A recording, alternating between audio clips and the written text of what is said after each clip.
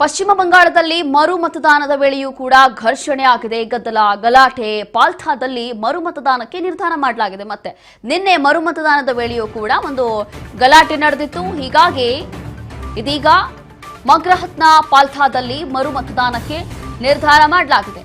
ಮೇ 21ರಂದು ಮರು ಮತದಾನಕ್ಕೆ ನಿರ್ಧಾರ ಮಾಡಿಕೊಂಡಿದೆ ಚುನಾವಣಾ ಆಯೋಗ. ಮೇ 21ರಂದು ಮತ್ತೊಮ್ಮೆ ಮರು ಮತದಾನ ನಡೆಯುತ್ತೆ. 24ಕ್ಕೆ ಫಲಿತಾಂಶ ಹೊರಗೆ ಬೀಳುತ್ತೆ.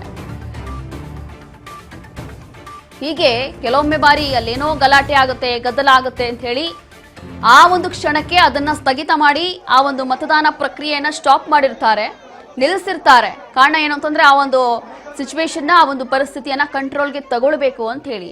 ಹಾಗೆ ನಿನ್ನೆ ಏನು ಗಲಾಟೆ ನಡೆದಿತ್ತು, ಗದ್ದಲ ನಡೆದಿತ್ತಲ್ಲ, ಆ ಒಂದು ಸಂದರ್ಭದಲ್ಲಿ ಎಲ್ಲವೂ ಕೂಡ ಸ್ಟಾಪ್ ಮಾಡಲಾಗಿತ್ತು. ಈಗ ಮತ್ತೊಮ್ಮೆ ಚುನಾವಣಾ ಆಯೋಗ ನಿರ್ಧಾರ ಮಾಡಿಕೊಂಡಿದೆ, ಮರು ಮತದಾನ ಆಗಬೇಕು ಈ ಭಾಗದಲ್ಲಿ ಅಂತ ಹೇಳಿ. ಮೇ 21ಕ್ಕೆ ಮರು ಮತದಾನ ಆಗತ್ತಂತೆ.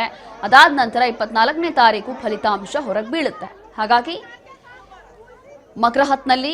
ಮಗ್ರಹತ್ನ ಫಾಲ್ತಾದಲ್ಲಿ ಮರು ಮತದಾನಕ್ಕೆ ಈಗ ಚುನಾವಣಾ ಆಯೋಗ ನಿರ್ಧಾರ ಮಾಡಿಕೊಂಡಿದೆ. ಮತ್ತೊಮ್ಮೆ ಈ ಒಂದು ಗದ್ದಲ ಗಲಾಟೆ ನಡಿಬಾರದು ಅನ್ನುವಂಥ ಒಂದು ನಿಟ್ಟಿನಲ್ಲಿ, ಅಥವಾ ಒಂದು ದೇಶದಿಂದ ನಿನ್ನೆ ಏನು ಗಲಾಟೆ ನಡೆದಿತ್ತು, ಬಹಳಷ್ಟು ಗದ್ದಲ ಆಗಿತ್ತು, ಆ ಸಂದರ್ಭದಲ್ಲಿ ಎಲ್ಲವೂ ಕೂಡ ನಿಲ್ಲಿಸಲಾಗಿತ್ತು. ಹಾಗಾಗಿ ಹಂತ ಹಂತವಾಗಿ ಕೆಲವೊಂದು ರಾಜ್ಯಗಳಲ್ಲಿ ಮತದಾನಗಳು ಸಂಪೂರ್ಣವಾಗಿ ಮುಗಿದು ಹೋಗಿದೆ, ಕೆಲವೊಂದು ಕಡೆ ಮರು ಮತದಾನ ಮಾಡಲಾಗ್ತಾ ಇದೆ ಇಂತಹ ಒಂದು ಕಾರಣಗಳಿಂದ.